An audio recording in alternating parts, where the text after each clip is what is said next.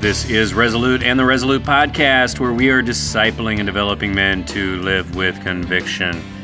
I am Vince Miller, your host, and today we are discussing attribute number 4 of a man of God, strategizing self-discipline.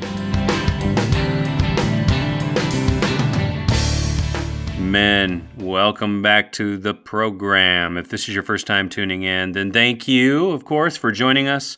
The Resolute Podcast is produced multiple times every week. We have Resolute study guides that go along with this podcast for your men's group, found on the website for members at beresolute.org. Come back often. Feel free to add this podcast to your favorite RSS feed or in iTunes. You can also follow us on Twitter and Facebook. All these links are on the homepage of our website. So let's dive in. Well, gentlemen, today we are in attribute number 4 of a man of God, strategizing self-discipline. And as promised, I am going to share a verse with you each time, one from something Jesus did and something that he said that help us to make this attribute real for us. Something that both Jesus did and said that makes it an attribute of becoming a man of God. The first verse I want to draw your attention to is Luke 5, verse 16. This is something Jesus did. It says here in these words, but he would withdraw to desolate places to pray. This is what Jesus did. He strategized his self-discipline. Matthew 6:6, though, is Jesus' commandment to us. He says, but when you pray, go into your room and shut the door and pray to your Father who is in secret, and your Father who sees in secret will reward you. You see, Jesus is not only strategizing his own self-discipline as a man of God, he's encouraging us to do the same, to make a plan, to build a plan, and to act on that plan as part of our strategy for disciplining our own life. Here is my description of attribute number 4. A man welcomes and embraces self-discipline. A man welcomes and embraces self-discipline. He will use self-discipline as a means of accomplishing God's purposes in his life, understanding that the flesh prefers indifference over discipline. The goal is to keep the prize in sight while becoming more obedient to the Spirit and less obedient to our flesh. The end goal is always to fulfill the purposes of God. In the private place of a man's life, he exhibits this in prayer, study, reflection, confession, service, worship, and fasting as the chief disciplines of his life. Now, gentlemen, this topic makes me ask the question, what keeps Christian men from living their life with self-discipline? What keeps us from it? I just want you to think about that question just for a moment, because I assume that there's all kinds of reasons that you have for not being more self-disciplined in your life. Tell me if one of these 10 tickle your fancy on this question. Number 1, maybe it's not just a real priority for you. I mean, honestly, if you were just to get brutally honest with yourself, would you say that maybe one of the reasons that you do not strategize self-discipline in your life is it's just not a real priority for you? You've never intentionally scheduled anything like this in your life, and there's plenty of other pressing and urgent issues for you. Number 2, maybe you lack accountability. Maybe there's no real accountability in your life. Number 3, maybe you lack motivation. Maybe you're not very self-motivated, or you lack true heartfelt motivation in your life. Number 4, maybe you don't understand the perceived value in the hard work that is going to pour itself out in your life through self-discipline. Number 5, maybe you undervalue community and brotherhood, and maybe overvalue doing life alone. Number 6, maybe you've fallen for the deception of the easy life, thinking that maybe, earthly values and earthly issues and earthly rewards are actually worth more than the eternal benefits of the long obedience and it's just easy for you and you've bought into the lie. Number 7, maybe it's hard. I mean, this is a truism of it. Self-discipline is hard. Number 8, maybe the rewards aren't tangible enough for you. I mean, you can see the tangible rewards of hard work in this life, but you can't see the tangible rewards of the hard work in self-discipline, spiritual self-discipline that pay off later on. Number 9, maybe it's because it's a marathon and not really a sprint. And so therefore, the marathon is not as enticing as the short sprints and the short-term rewards. And number 10 is this. It's the internal guilt and shame that we all feel when we have unreal expectations of ourselves in the area of self-discipline. Maybe that's what it is. It could be any one of these 10 reasons that maybe strike a chord with you, and maybe one of these 10 are one of the 10 that you need to address today. I just want you to reflect on this short little anecdote here. It's from the life of Gary Player, a professional golfer that many of us probably know. Some of us know better than others, but we can all say that Gary Player was one of the most successful international golfers of all time. And Gary was always approached by how incredible he was at playing the game of golf. Gary Player heard this multiple times, I think, in his lifetime, and numerous people approached him and said these words: "I'd give anything if I could hit a golf ball like you." After one particularly grueling day on the course, someone again made this comment to him, and Gary Player just could not resist correcting the man.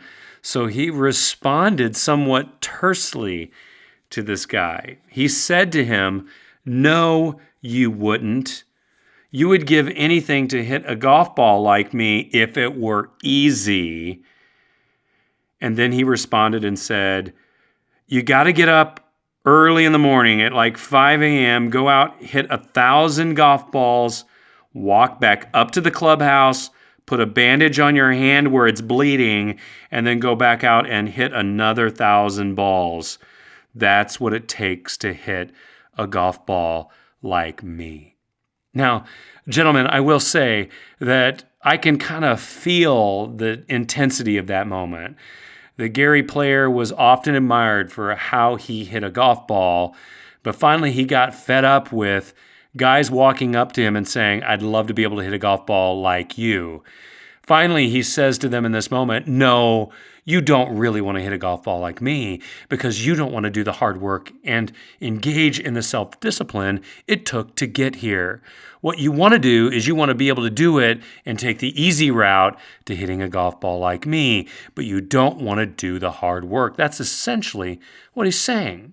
Now, I love this moment because I think every Christian man should really tune in and hear what Gary Player is trying to say to us, not as a golfer, but as spiritual men.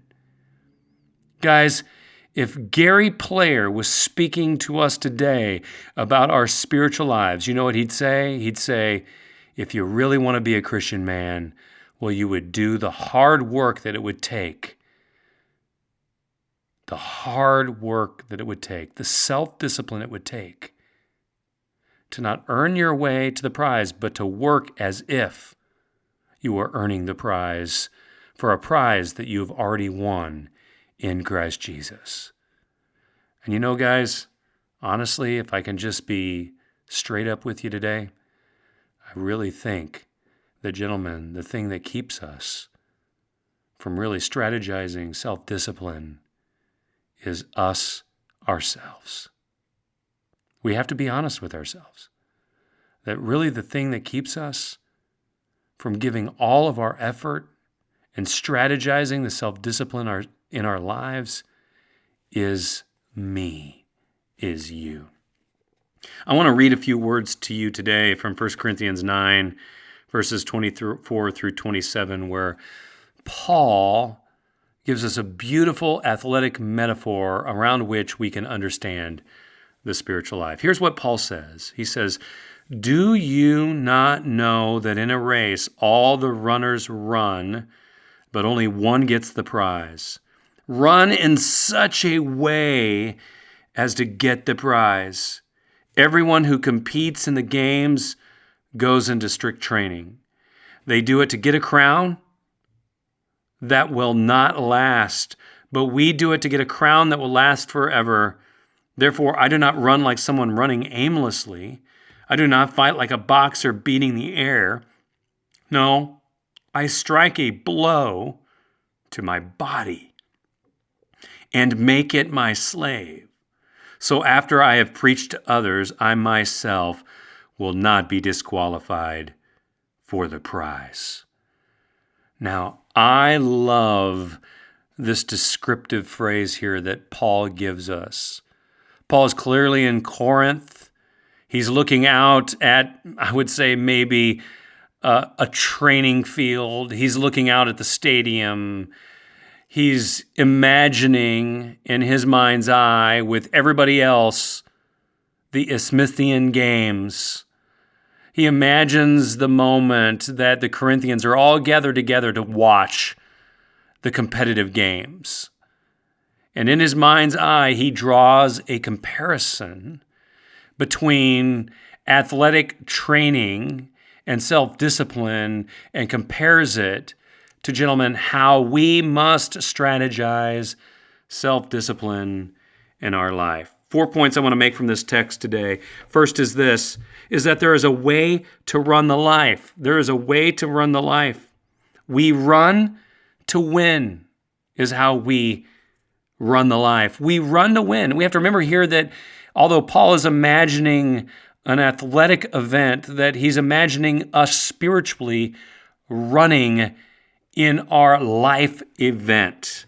He says we're going to run in such a way as to win. Now here's the joy of the spiritual life, that we are running for a crown. We are running for a crown that we will receive in the future, a crown for which we have already won the prize. But we're going to run in such a way as we are getting the prize. We do not run in this life to earn the prize. The prize has been earned for us, but that doesn't mean that we're lazy and lethargic and not accountable and not motivated and don't understand the perceived value and don't understand the benefit of community. And that doesn't mean that we don't believe deceptions and lies on this earth or that we allow our guilt and shame to get the best of us.